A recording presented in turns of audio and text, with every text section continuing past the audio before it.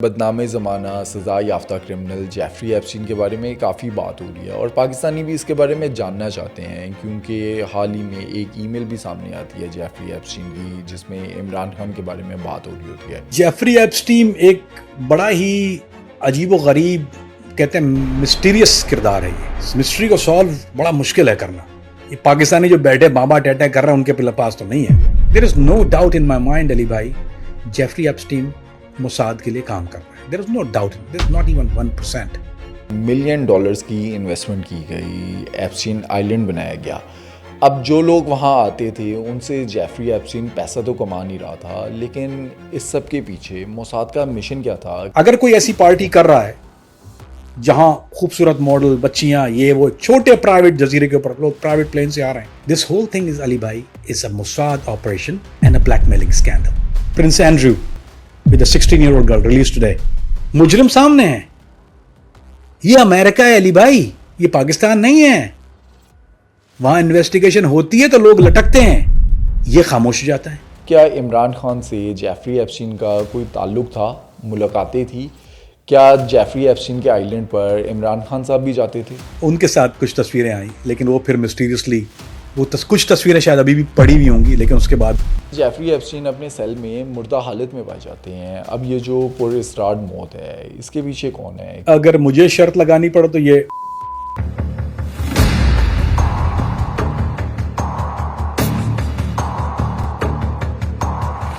कामरान भाई, पिछले कुछ अरसे से सोशल मीडिया पर बदनाम ज़माना सज़ा याफ्ता क्रिमिनल जेफरी एप्स्टीन के बारे में काफ़ी बात हो रही है और पाकिस्तानी भी इसके बारे में जानना चाहते हैं क्योंकि हाल ही में एक ईमेल भी सामने आती है जेफरी एप्स्टीन की जिसमें इमरान खान के बारे में बात हो रही होती है। अब रिसेंटली कुछ नई एप्स्टीन फाइल्स भी सामने आई जिसमें नरेंद्र मोदी का भी जिक्र है। अब जो पाकिस्तान में बैठे हुए हैं यूट्यूबर्स या कुछ पुलिस अफसरान, रिटायर्ड पुलिस अफसरान जो यूट्यूबर्स के तौर पर काम कर रहे हैं, वो भी जेफरी एप्स्टीन के बारे में बात कर रहे होते हैं कि वो कौन था और उसने क्या कुछ किया। लेकिन आवाम जो है वो आपसे हकीकत जानना चाहती है क्योंकि आप उस टाइम पर FBI का हिस्सा थे जब ये सारी इन्वेस्टिगेशन चल रही थी। अगर बात करें जेफरी एप्स्टीन की, तो जेफरी एप्स्टीन किरदार क्या था? अली भाई, जेफरी एप्स्टीन एक बड़ा ही अजीब व गरीब कहते हैं मिस्टीरियस किरदार है। ये मिस्ट्री है जी, अजीब मिस्ट्री है। इस मिस्ट्री को सॉल्व बड़ा मुश्किल है करना। ये पाकिस्तानी जो बैठे बाबा टैटा कर रहे हैं उनके पास तो नहीं है। मेरे भी छोटा मुंह बड़ी बात, अल्लाह माफ़ करे, but I know how this shit work, क्योंकि मैं इस दुनिया से आया हूँ, जिस दुनिया से ये आया है। मैं जो मैंने पढ़ा देखा समझा,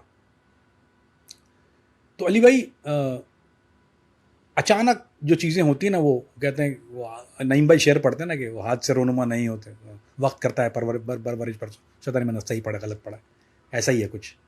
तो वो हाथ से रोनुमा नहीं होते। या एक और अंग्रेजी में जुमला, there is no such thing as a free lunch, no such thing as a free lunch.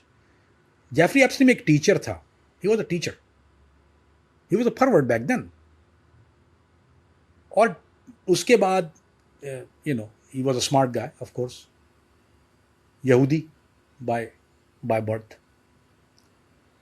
और 2-3 बड़ी कंपनियां उनके लिए इसने काम किया, अकाउंट वहां से कॉन्टैक्ट्स बनाए, कॉन्टैक्ट करके कंपनियों के साथ मिल गया। एबरक्रॉम्बी भी रही है, कई बहुत मशहूर कंपनियां। और जिस कंपनी के लिए इसने काम किया, मैं बहुत मुख्तसर बता रहा हूँ, बहुत लंबी बात है हमारे लिए, फिर वो ड्राई हो जाएगी, बच्चों को समझ में नहीं आएगा। I am just trying to draw a sketch.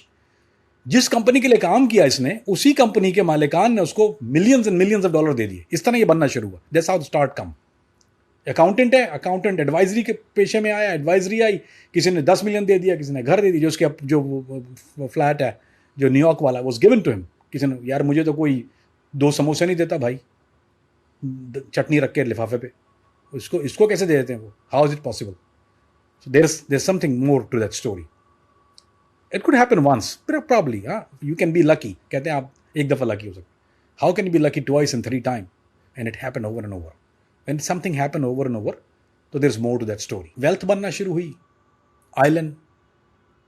लेकिन एक बात है अली भाई, अगर कोई इंटेलिजेंस एजेंसी किसी आदमी को किसी काम के लिए पिक करती है, तो आपके ख्याल में वो बॉय स्काउट होता है, क्लीन कट गाया होता? नहीं। मुझे क्यों लेके आए? I am from the streets. मैं क्राइम को समझता था तो क्राइम को तोड़ा। That's why I was good at it. जब भी वो किसी को लेके आते हैं किसी काम के लिए, किसी सीक्रेट ऑपरेशन के लिए, किसी मिशन के लिए, वो वही होता है जो उस काम में नेक डीप घुसा हुआ होता है। अब आप, क्योंकि यहाँ पर पेडोफाइल जिसको अंग्रेजी में कहते हैं, यानी जो छोटी बच्चियों के साथ ज्यादती करने वाले ऐसे जो लोग होते हैं, ये जहनी मरीज होते हैं। तो Jeffrey Epstein was a good character for it.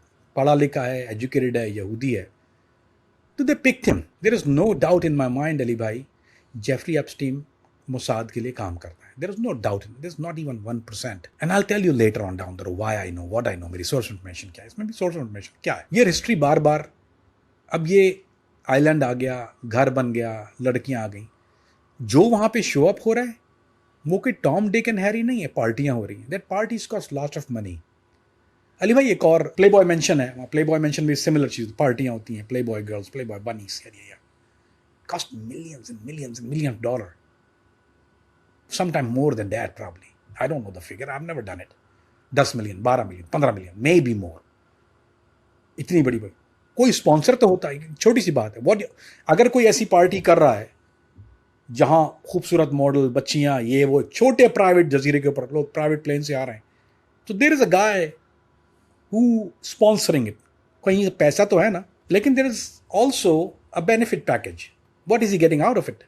अगर वो 10 लोगों को उस पार्टी में बुला रहा है कि आप फ्री में आ जाइए, यहाँ तो क्लब में भी फीस होती है ना जाने की। एक क्लब में भी आप पार्टी करने जाते हैं तो बाहर पहले तो आप गेट पे एंट्री देते हैं, फिर शराब खरीदते हैं, तो उससे क्लब बनी 1 रुपए की चीज़ 10 रुपए में खरीदते हैं। That's how it works.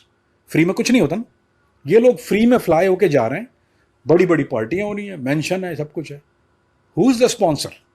Follow the money. किसी ने स्पॉन्सर किया है। फिर बेनिफिट क्या है? बेनिफिट समझने के लिए कैरेक्टर समझने पड़ेंगे। Donald Trump, New York typhoon, real estate guy, hands in politics somewhere. Bill Clinton, corrupt guy, also a born politician, husband of Henry Clinton. Microsoft, everybody is somebody, there is no nobody. Everybody is somebody, there is no nobody. इन लोगों के इख्तियारात में क्या है? What they possibly can help with? Now that's the thing. This whole thing is, Ali Bhai, is a Mossad operation and a blackmailing scandal. 3 million release हुई हैं अब से 10 घंटा पहले। 3 million files, pages. You know how many left? Total was 6 million. 3 million अभी बाकी हैं। Beside what released in the past, मैं आज की बात कर रहा हूँ। Why not releasing the whole 6 million? हर घर के अंदर कैमरे हैं। न्यूयॉर्क अपार्टमेंट में, फ्लोरिडा रेजिडेंशियल जो ट्रंप के पास है, मारालागो के पास, फोर्ट लॉडरडेल, ऑल्सो जो रेजिडेंसेस की वहां पर है एप्स्टीन आइलैंड में, कैमरास, इलेबरेट कैमरा। जो फ्रांस का जो उसका घर था, जो अपार्टमेंट है, 120 कैमरास, 120 कैमरे, every angle is covered. Is sound normal? अगर मैं ऐसे काम करता भी हूँ, कोई एक, मैंने ऑपरेशंस किए हैं, अगर मैं किसी ड्रग डेन में जाता हूँ या किसी ब्रॉथल में जाता हूँ, वहाँ एक चीज़ नहीं होती, ना एक चीज़ की इजाज़त होती है, कैमरे।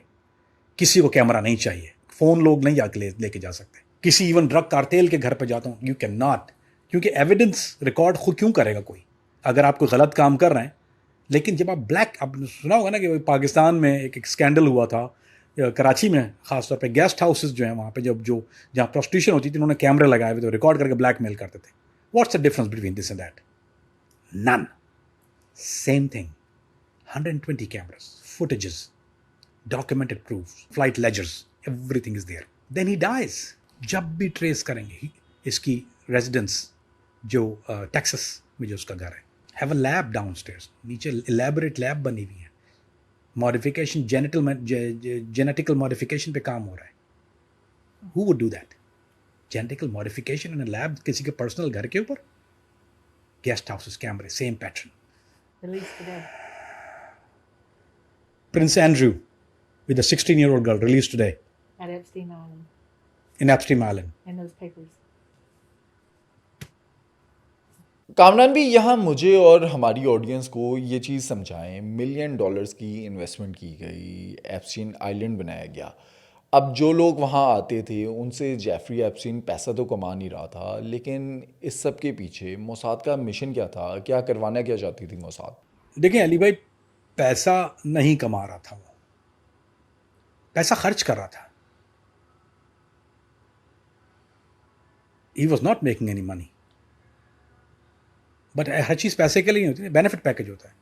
ये अली भाई, इससे सिमिलर चीज़ें मैंने देखी हैं ज़िंदगी में। I have seen operations, we have seen, okay, बहुत भोंडी मिसाल देता हूँ। I have a safe house in तुर्की, सबको पता है, अखबार में है, मिडल ईस्ट टाइम में पढ़ लीजिए, वहाँ पे किया हुआ है, साइमन हॉपर ने ब्रेक किया वो न्यूज़। मेरा सेफ हाउस है, बहुत बड़ा घर, आलीशान घर था, पूल, समंदर, साहिल पे, सब वहाँ रह रहे हैं वहाँ पे। फाइनेंसर पीछे कौन था? CIA।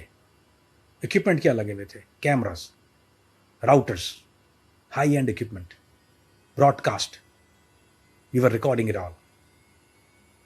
There is no difference in the pattern. इसके पैटर्न में, उस सेफ हाउस पैटर्न में कोई फर्क नहीं है। दे वर ऑपरेटिंग, वो ऑपरेट करते थे।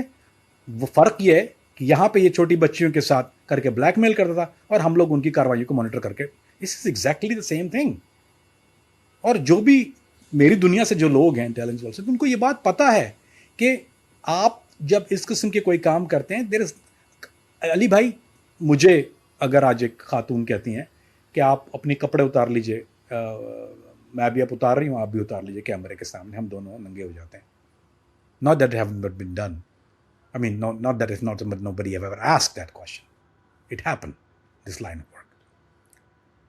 YouTube पे आने के बाद मैं थोड़ा हेजिटेट हूँगा, बोले यार ये कल लग जाएगा। नाम Kamran Faridi, I'm nobody. This is Prince Andrew, Donald Trump, Donald J. Trump, Bill Clinton. Why would somebody want to record these guys? किसी भी इन्वेस्टिगेटर नहीं कहा कि ये elaborate प्लान नहीं है, नहीं कहा। जब कोई चीज ना कही जाए इंटेलिजेंस की जबान में, अली भाई, इसका मतलब ये होता है कि उसका लेवल इतना हाई है, कहां जाके मिलता है कि उसको हाँ करने वालों को ना कर दिया जाता है। ऐसा नहीं कि इन्वेस्टिगेशन नहीं हुई है, मल्टीपल इन्वेस्टिगेशन हुई। He was arrested for same thing, lack of proofs, बाहर निकल आया। 2 दफा इन्वेस्टिगेशन हुई, case got dismissed. Miami star कि जिस जर्नलिस्ट ने इन्वेस्टिगेट किया इसकी फोर्ट लॉडेल वाले रेजिडेंस को, उसको उसके बॉस का कॉल आता है, ये अमेरिका है, नाउ पाकिस्तान नहीं है, जियो न्यूज़ बंद कर दो, you can do that. These are talking about a Miami Herald, this is like a big deal thing. Boss कहता है जो तुम इन्वेस्टिगेशन कर रही हो उसको बंद कर दो। 5 जर्नलिस्ट की इन्वेस्टिगेशन बंद होती है सिमल्टेनियसली, जो उसको इन्वेस्टिगेट कर रहे हैं। Who's calling somebody pull up the plug? अगर आज आपको कोई कॉल करता है, सिर्फ एक जगह से आएगी, आपका बंद होगा, लेकिन नॉर्मली कोई आपको करता है, who can stop this show right now? Who can call you? और आपको कौन है, या ऐसा कौन आदमी है जो मुझे कॉल करके ये कह सकता हो कि आप इस मौजू पे बात मत करें? एजेंसीज के अलावा तो कोई भी नहीं। Thank you. कोई भी करेगा तो मैं बोलूँ चल तेरी माँ की, लेकिन कोई तो ऐसा होगा जो मुझे कहे और I take it very seriously. Example, so what was going on there कि ये सारी इन्वेस्टिगेशन शट डाउन हो रही हैं, डिस्क्लोज हो चुकी हैं, कैरेक्टर्स आर देयर, मुजरिम सामने हैं। ये अमेरिका है अली भाई, ये पाकिस्तान नहीं है। वहां इन्वेस्टिगेशन होती है तो लोग लटकते हैं। I have done it for quarter of my life. ये खामोश हो जाता है। बिल क्लिंटन अपने सदारत के दौर में कभी नहीं सुना कि कोई प्रेसिडेंट अपनी सीक्रेट सर्विस जो उसके इख्तियार में नहीं होती, secret service don't work for the president, secret service work for the government of America. उनका काम प्रोटेक्ट करना है, नॉट, उनको कोई टास्क प्रेसिडेंट से नहीं मिलता, उनको ये काम फेडरल गवर्नमेंट से मिलता है। They are not under president or any obligation. Bill Clinton Secret Service को डंप करता है और वहां फ्लाई कर रहा है। Have you heard of something like this? Donald Trump जिस दौर में वहां जा रहा था, he was a multi-millionaire, typhoon, guys, construction mafia था वो, construction न्यूयॉर्क की, plus his hands is all over everything else, multiple companies. He always has security with him. His private security is like पहले से, because you gotta have somebody like this gotta have a barrage of security. No security. Why they trust him so much? क्यों trust करके एक कहीं जगह जा रहे हैं कि अपना सिक्योरिटी प्रोटोकॉल, गवर्नमेंट अपना सिक्योरिटी कॉल शट डाउन कर दे, या फिर इतने बड़े बड़े लोग अपना security shut down, protocol shut down. Prince Andrew, he were all with security, shut down कर दे security. It just make sense? Does it add up? No, is unheard of, ये सुना नहीं है किसी ने कि आप एक जजीरे में जा रहे हैं किसी के घर पे, बोले ना I am okay, I don't go for security. मैं बाथरूम भी जाता हूँ ना, तो मुझे मतलब जब मैं काम कर रहा था उस टाइम पे, तो मेरा पिस्टल जो था वो मैं हाथ में पकड़ के कहीं ऐसी जगह रखता कि बाथरूम जाके लॉक करने के बाद मेरा पिस्टल मेरे हैंड की एक्सेस में होता था। These guys just who probably 50 people want to kill him, and they उनको सिक्योरिटी नहीं चाहिए, they flying with the private planes, ledger मौजूद है, प्रूफ मौजूद है, no security, getting recorded, cameras are there, और वो भी कोई नॉर्मल कैमरा नहीं। ये जो तस्वीर देखी है आपने, जो तस्वीर देख रहे हैं आप, ये नॉर्मल कैमरे की भी नहीं। एक होता है हाउस के सिक्योरिटी कैमरा होता है, चलो let's for the sake of debate this island में कौन सा चोर डाकू है अली भाई, हुज डाकू आइलैंड में कौन है? फिर घर के अंदर कैमरा लगाने की आदत है, फिर कैमरे ऐसे लगे हुए कि वो सारे हिडन कैमरास हैं, चलो वो भी मान लिया, वो भी hidden camera, because look destroy the beauty of the home, decorator ने मना किया होगा, but why would you need pristine level 3A Bosch? जो कैमरेज हैं वो Bosch is the most expensive thing one can imagine, because they take your crystal clear print, shadows नहीं।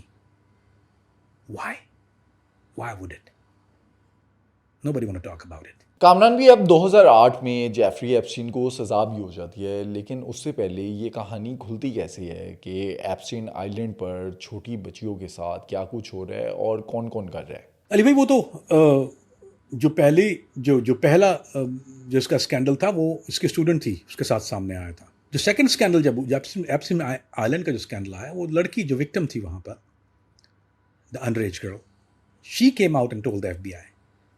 वो FBI के पास गई है। वो ऐसा होता नहीं है अली भाई अमेरिका में कि FBI कंप्लेंट को टर्न डाउन कर दे, इन्वेस्टिगेशन ओपन ना करे, ऐसा होता नहीं है, इट्स अनहर्ड ऑफ।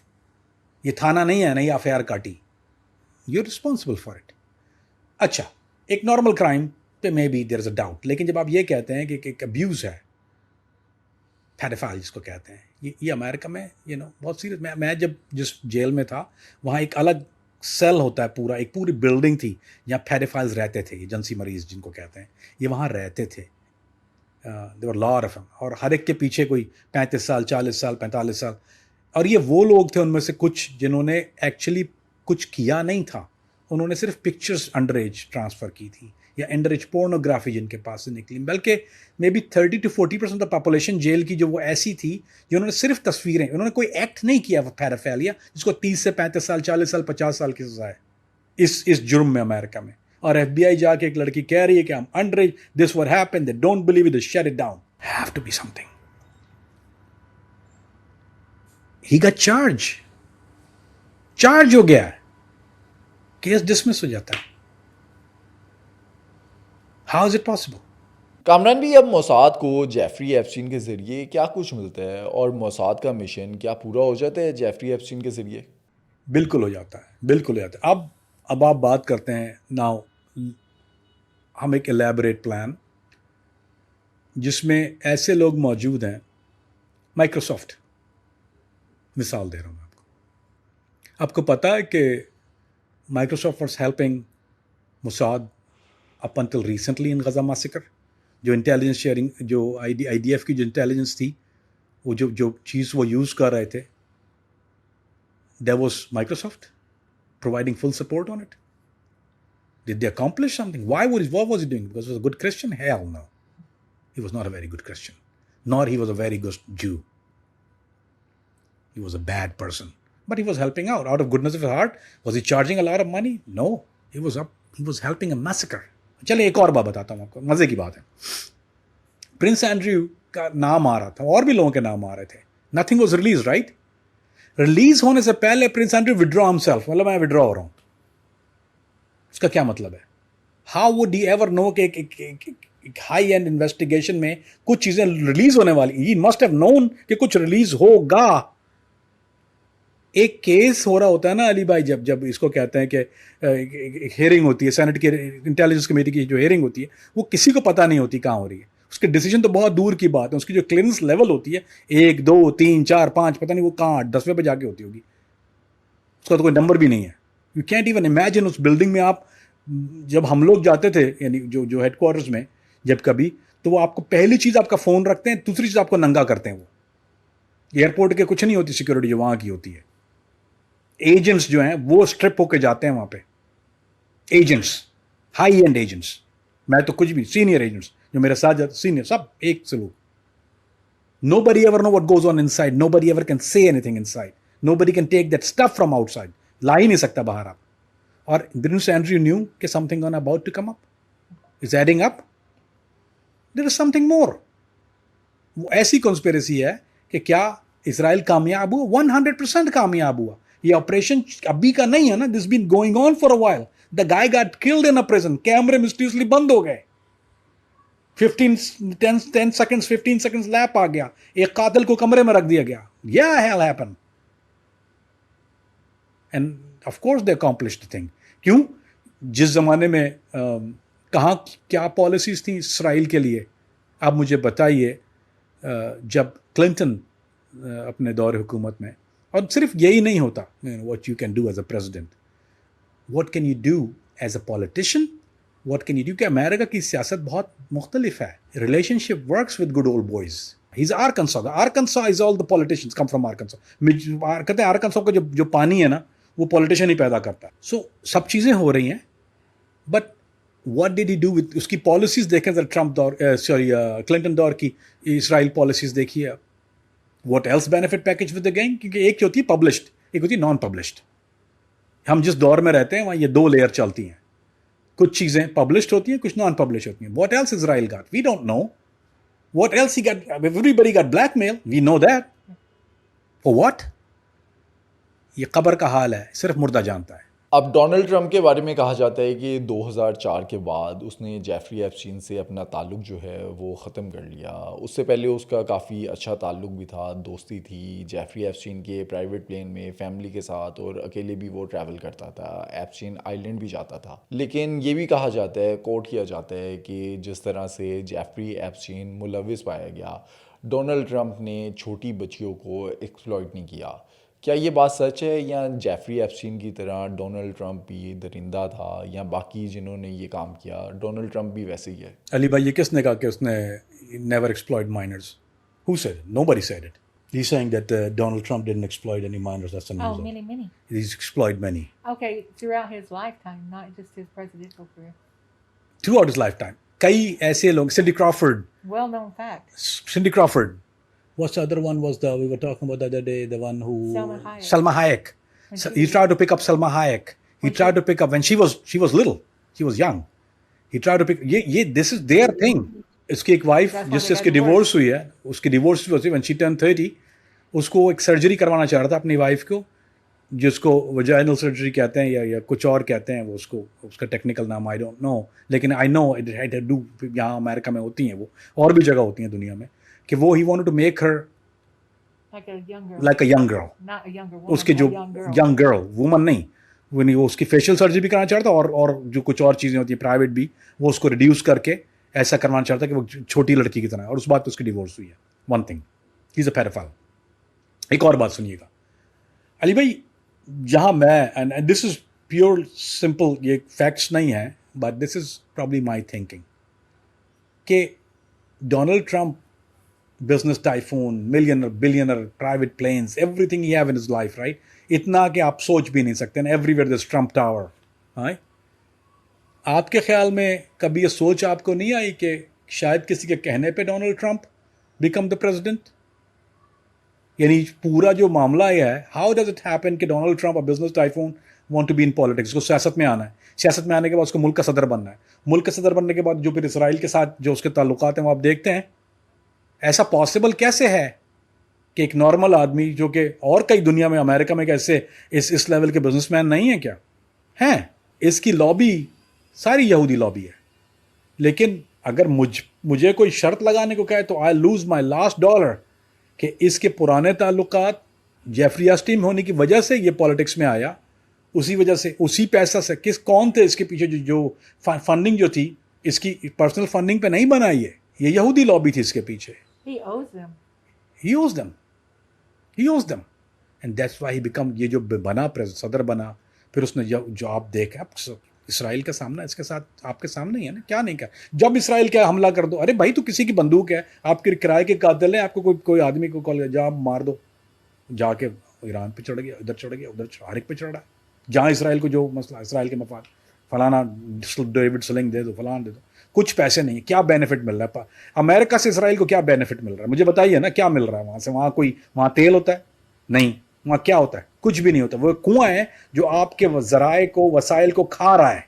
ये बात कांग्रेस में कई दफ़ा बहस में आई है कि हम देखें, अब आप यहाँ मैं मिसाल देता हूँ आपको, यूक्रेन की और रशिया की इतनी ले दे हुई है कि उन्होंने बजट कैंसिल कर दिया यूक्रेन का। नहीं देना, नहीं, we don't want to pass that budget. Ukraine का बजट पास नहीं हो रहा क्योंकि बोल रहे हैं कि अमेरिकन इकोनॉमी पे अफेक्ट कर रही है ये वॉर हमें, हमको सपोर्ट नहीं करना यूक्रेन को भी। लेकिन इसराइल के लिए जो कि उससे 10 गुना ज़्यादा बजट है, वो अप्रूव भी हो रहा है, जा भी रहा है और मदद भी कर रहा है। वहाँ से रिटर्न क्या आ रहा है? उसी वक्त डोनाल्ड ट्रंप के ताल्लुकात अरब ममालिक के साथ बेहतर हो जाते हैं, सबके साथ ताल्लुकात। तो क्या उसके बाद इसराइल की जरूरत है? चलो एक कह सकते हैं हाइपोथेटिकली स्पीकिंग के क्योंकि अरब से खतरा है, अरब वर्ल्ड से ये होता है, और और इसराइल का वहां पे वजूद जो है वो अरब वर्ल्ड, लेकिन उसके ताल्लुकात तो बेहतर हो गए, फिर क्यों वो सपोर्ट कर रहा है? आप बात बताइए ये बात। कामरान भी, अब के इसराइल का अमेरिका के जस्टिस सिस्टम पर भी इतना इन्फ्लुएंस था कि 13 माह सिर्फ जेफरी एप्स्टीन ने सज़ा काटी, उसमें से भी 12 घंटे वो अपने ऑफिस जा सकता था, और जो सहूलतें उसे मिली थी इतनी तो पाकिस्तान में किसी सियासतदान को भी नहीं मिलती। अली भाई, ये जितनी भी चीज़ें हुई हैं, ये इंसानी जहन यहाँ काम नहीं करता। जो भी पूरा वाक़या है, यानी इसके साथ जो मराहत जो दी जाती हैं, 13 माह की सज़ा, मैंने आपको बताया ना कि अमेरिका में मैंने खुद जेल में उन लोगों के साथ रहा हूँ जिसने एक तस्वीर किसी ने एक आदमी को भेजी, उसको नहीं पता, या एक आदमी ऐसा है जो कि एक लड़का जिसने मेरी अपील फाइल की थी उस पर चार्ज किया था कि उसको एक लड़की से बात हो रही है ऑनलाइन, और लड़के ने ये कहा, वो स्टिंग ऑपरेशन था कि मैं 16 साल की हूँ, उसको 35 साल सज़ा दे दी स्टिंग ऑपरेशन पे, 35 साल सज़ा। तो ये प्रूफ होने के बाद अकल काम नहीं करती। जहाँ तक बात है कि क्या यहूदियों का इतना अमल दखल है, तो बिल्कुल है, और होना भी चाहिए, क्योंकि पैसा एक नंबर 1 चीज़ होती है अली भाई। जब आपके पास अमीर जो होता है, एक तो अमीर एक होता है जिसको कहते हैं रिच, उसके बाद एक और टर्म होती है उसको हम कहते हैं वेल्थी। ये बहुत फ़र्क है, रिच और वेल्थी में बहुत फ़र्क होता है। रिच आदमी वो होता है जो मर्सिडीज़ या BMW या घर, फिर वेल्थी वो होता है जिसको उसकी वेल्थ का पता नहीं होता, जिसके पास इतने जहाज़ हैं उसको पता नहीं कहाँ जा रहे हैं। जो अपने दोस्त को, हमारे यहाँ अगर बहुत से बहुत हम किसी दोस्त से कहते हैं एक सिगरेट की डब्बी से एक सिगरेट निकाल के दे देते हैं, इट्स अ बिग डील।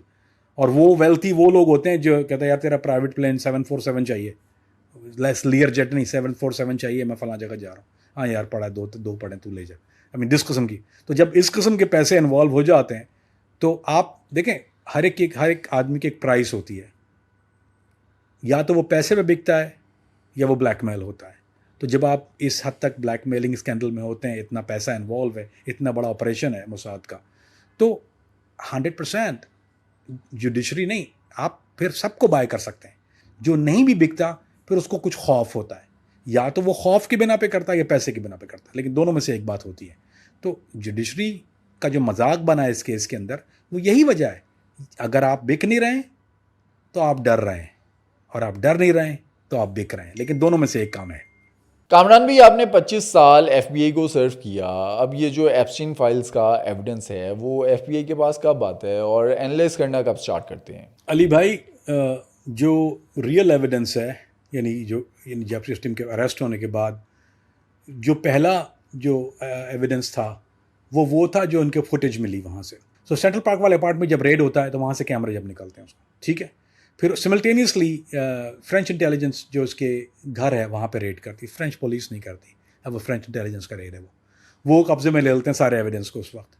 तो वो वीडियो फुटेज तो उस वक्त सारी आ जाती है उनके पास। उसके बाद एप्स्टीन आइलैंड से जो चीज़ें निकलती हैं, फिर वहाँ से टीम जाके लेती है, वहाँ से जो एविडेंस निकलता है वो सारी चीज़ें उनकी तहवील में आ जाती हैं।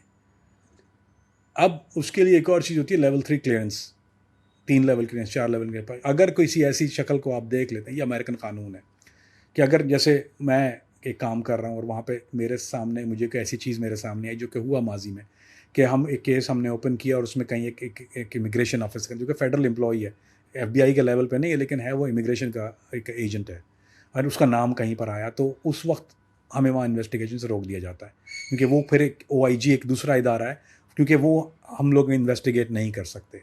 यानी एक फेडरल एम्प्लॉय को या फेडरल फेलो इन एजेंट्स को दूसरा एजेंट इन्वेस्टिगेट नहीं करता, फिर वो एक इंडिपेंडेंट इदारा है, इंडिपेंडेंट नहीं है बल्कि वो दे ओवरलुक जो गवर्नमेंट को करते हैं, OIG ऑफिस इंस्पेक्टर जनरल, वो टेक ओवर करता है इन्वेस्टिगेशन को, फिर वो एविडेंस को शुरू से देखता है, वो आपको सारा स्क्रच करते हैं, क्योंकि दोस्तियाँ होती हैं, जान पहचान होती है, could be anything, jurisdiction issue होते हैं। तो वो ये जब इस किस्म की, जब किसी कोई पॉलिटिशियन है, कोई बहुत बड़ा कांग्रेसमैन है, टाइफून है, मुल्क का कोई एक्स प्रेसिडेंट है, तो वो सीक्रेट सर्विस या फिर FBI या CIA नहीं कर सकती, फिर वो OIG लेके जाती है, फिर वो उस इदारे के साथ शेयर नहीं करती। इसका मतलब कि उस लेवल पे होता है, और उसके बाद वो खामोश हो जाते हैं। सो वो सारे एविडेंस, जब जो असल में जो मेन एविडेंस है, क्योंकि इसके पास they knew what was going on, लेकिन एक्सटेंट आई एम श्योर कि उनको पता नहीं थी। जब उनको एक्सटेंट जब पता चली, जब वीडियो एविडेंस सामने आया, क्योंकि वीडियो तस्वीर झूठ नहीं बोलती ना अली भाई, तो सामने है आपके, उसी घर से, उसी कैमरे से, उसी फुटेज से, उसी बैकअप से निकाल रहे हैं उसको, तो it was all there. Plus इसके जो नोट्स लिखे हुए थे, जो उसके नोट्स वहाँ पर, जो उसकी डायरी कन्फिस्केट वो फ्रांस वाले घर से हुई, वहाँ पे नोट्स, वहाँ जिसके नंबर लिखे हुए थे, जो उन्होंने निकाले जब वो नंबर्स, तो उसके पास डायरेक्ट, उनको पहले जब एविडेंस यही मिल गया कि इसके पास इतने सारे लोगों के direct numbers, direct lines, personal numbers. अब ये मजाक तो नहीं है कि आपके पास प्रिंस एंड्रयू की प्राइवेट लाइन मौजूद हो, फिर डोनाल्ड ट्रंप की भी हो, फिर इट्स वेरी एबनॉर्मल कि एक डायरी से आपको, अगर आपको नॉर्मल अमेरिकन पुलिस वाला रोक लेता है और आपसे आपकी कोई चीज़ कन्फिस्केट करता है, और उसको कोई ऐसी चीज़ दिखती है तो हिल के रह जाता है, वो फिर लीड इन्वेस्टिगेटर को कॉल नहीं करता, फिर वो FBI को कॉल करता है, फिर वो देखता है कि भाई इसके पास से तो ये एक चीज़ ऐसी निकलेगी। उस वक्त सारी चीज़ें रहती। एक आदमी जो कि चाइल्ड मोलेस्टर है, पेडोफाइल है, उसके पास से सारा एविडेंस निकल रहा है, और उसके बाद ये हाई प्रोफाइल वैल्यूज़, गवर्नमेंट के लोग, business typhoons, all the thing, ये सारी चीज़ें सामने आ रही हैं। तो they had to take it over and investigate it, और वो फिर जिस लेवल पे होती है और उसके बाद शट डाउन हो जाती है। कुछ अर्से पहले पाकिस्तान में एक कंट्रोवर्सी बनती है कि जेफरी एप्स्टीन की ईमेल में former prime minister Imran Khan साहब का जिक्र होता है। अब क्या इमरान खान से जेफरी एप्स्टीन का कोई ताल्लुक था, मुलाकातें थी?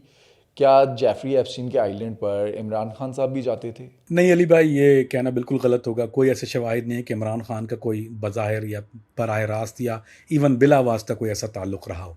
वो एक स्टेटमेंट ज़रूर था, एक ईमेल थी कि ही इज़ मोर डेंजरस, और उसको फिर लोगों ने हवा बना के पेश करना शुरू किया। तो अगर ईमेल ये होती कि he was sleeping with one of my maids, तो will get different story, one of my mate या one of the party girls, या he was minor, that's a different story. लेकिन देखें, जितने लोग वहाँ पर गए, माइनर और मेजर, माइनर मेजर का मतलब ये होता है कि माइनर वो कि जो कम उम्र थे, मेजर वो जो प्लेयर्स थे, यानी जो कैरेक्टर हैं इसमें, वो सब। अजीब बात यह है कि वो ये सारा कारनामा हो रहा है एक आइलैंड के अंदर, जहाँ पर एक एयर स्ट्रिप मौजूद है, और एक चीज़ वो आपने ही झूठ बोलती, वो है फ़्लाइट लेजर जो है वो झूठ नहीं बोलता। वो जो है वो आप उसको कैमोफ्लॉज कर सकते हैं, छिपा सकते हैं, लेकिन सून लेटर सामने आ जाता है। तो वो फ़्लाइट प्लान्स जो आते हैं वो आपको सबमिट कराना पड़ते हैं मुताल्लिक़ा इदारे को। तो सिविल एविएशन के पास एक रिकॉर्ड मौजूद होता है।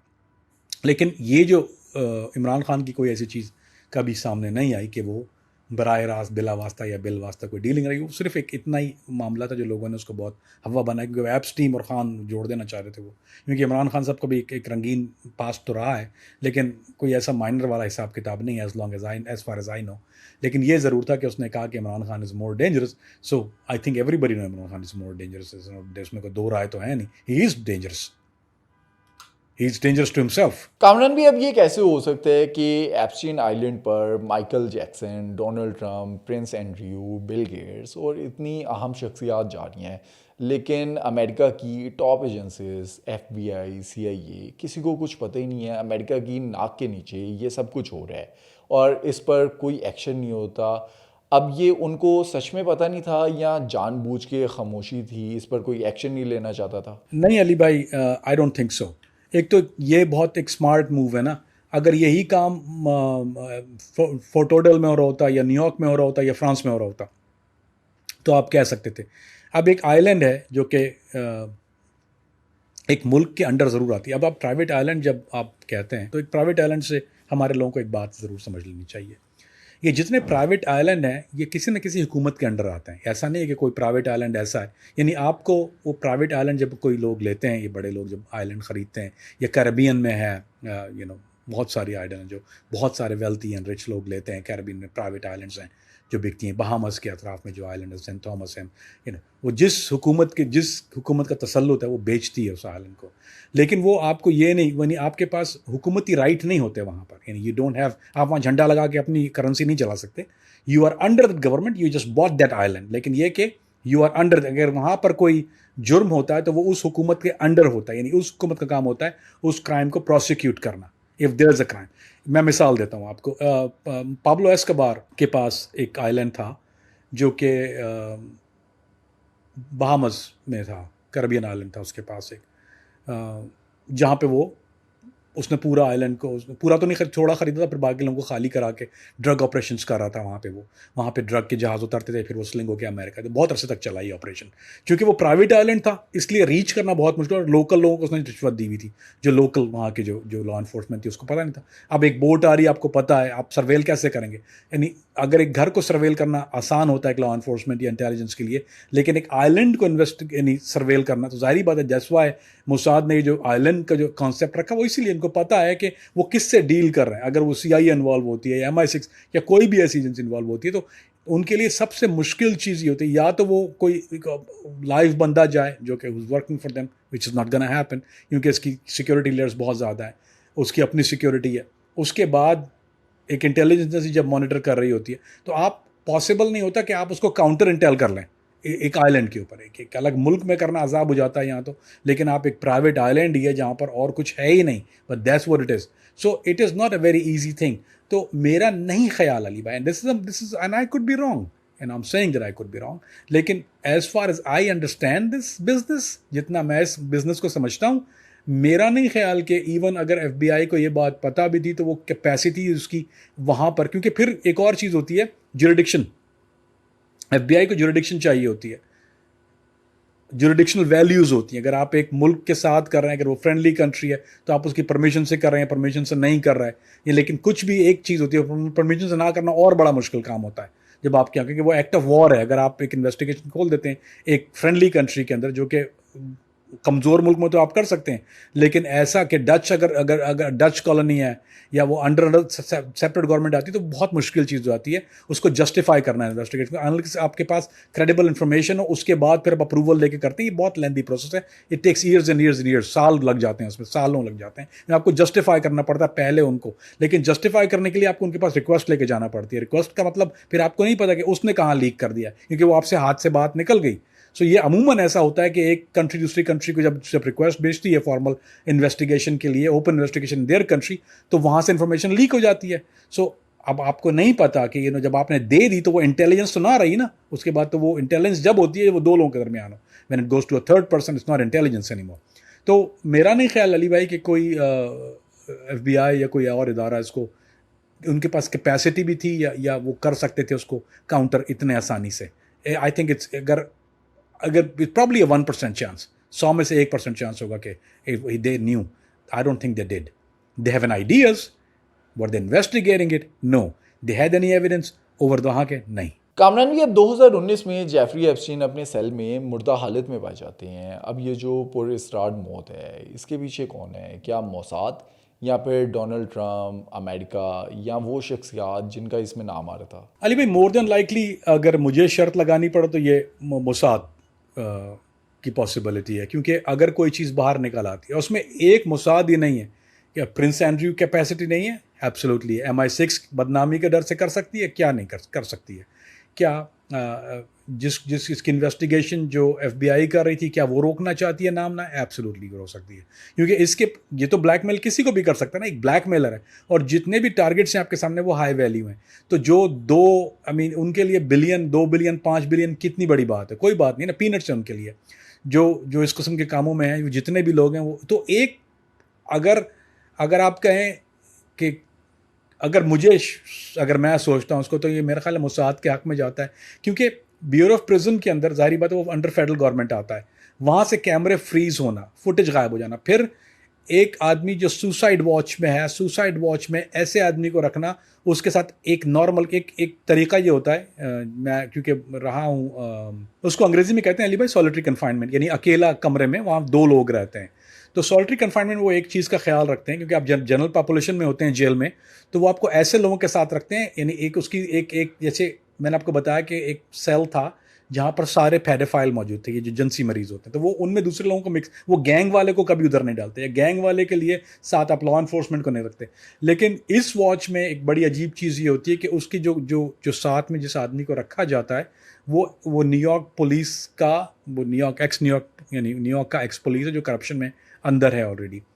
सुसाइड वॉच में सॉलिटरी कन्फाइनमेंट में आपके साथ वो आदमी है जो ऑलरेडी सज़ा काट रहा है और जिसका ताल्लुक लॉ इन्फोर्समेंट से है, यानी वो नॉर्मल आदमी नहीं है, वो कोई कातिल सिविलियन नहीं है, वो एक एक्स पुलिस वाला है, डिटेक्टिव रहा है वो पहले, वो न्यूयॉर्क डिटेक्टिव था, वो करप्शन में अंदर है।